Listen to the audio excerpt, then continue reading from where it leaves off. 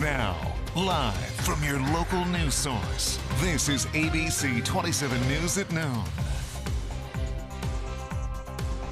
Good afternoon, everyone. I'm James Crumble. We begin with those storms that rolled through the mid-state last night. The big question, did a tornado touch down? The National Weather Service is here figuring that out. Seth Kaplan is live in Fawn Grove Borough with more. Good afternoon to you, Seth.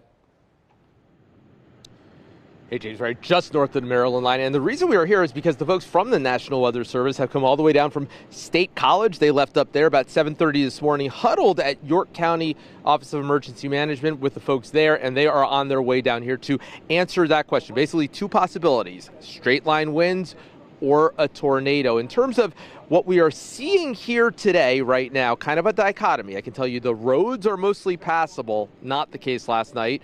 They are clear, but in terms of electricity, 36,000 customers at the peak last night without electricity.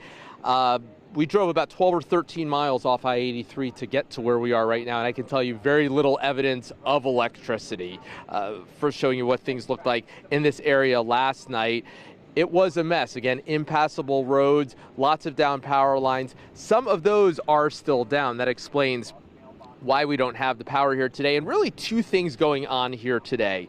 In Fawn Grove, where we are, you've got the folks from the National Weather Service out trying to figure out, was it a tornado or not? And on the other hand, you have the folks at Emergency Management trying to do their part to survey the damage and figure out what kind of help they can get for folks who are impacted by it. Federal aid, for example, and they're asking you to help them do that. They've put out this flyer. It's online on their Facebook page.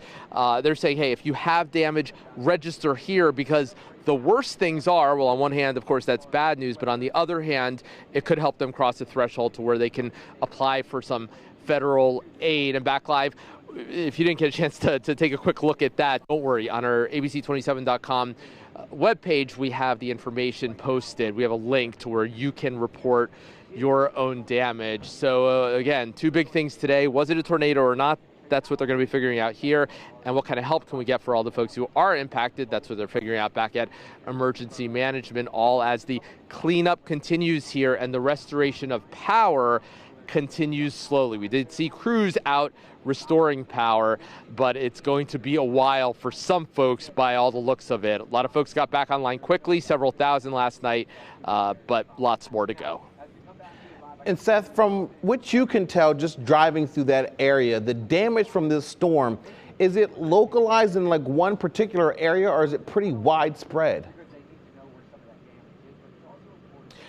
Widespread. Down trees, for example, that sort of thing. In terms of any widespread structural damage, I can tell you, again, in that long drive from I-83 to where we are, on one hand, no power, a lot of down lines, that sort of thing. I didn't see any structural damage. Now, we know there is very localized damage, but it's not the kind of thing where when you're down here, everywhere you look, you see significant structural damage. But we know that there is localized damage, and that's why the folks from the National Weather Service are down here to figure out what exactly caused that.